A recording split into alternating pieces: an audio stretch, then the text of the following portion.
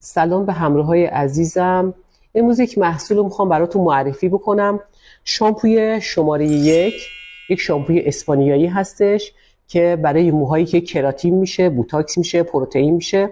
چون به عنوان یه شامپوی فری سولفات هستش میتونید شما استفاده کنید.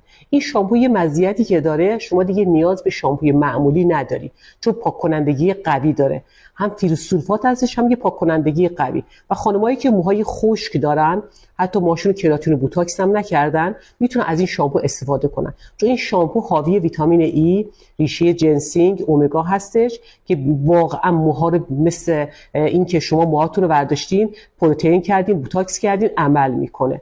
بهتون پیشنهاد میدم که از این شامپو استفاده کنین، چون ما این مدتی از این شامپو من هم خودم هم بچه‌ها و مشتریامون استفاده میکنن.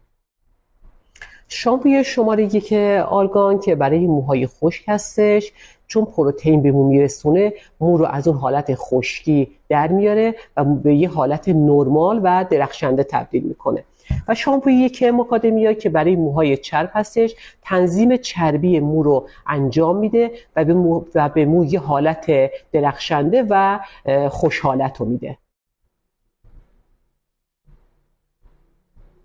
این شامپوها قیمتاشون خیلی مناسبه بچه‌ها و همه میتونن از این شامپو استفاده بکنن. تا افزایش قیمت نداشتیم لطف کنین ثبت سفارش رو انجام بدید.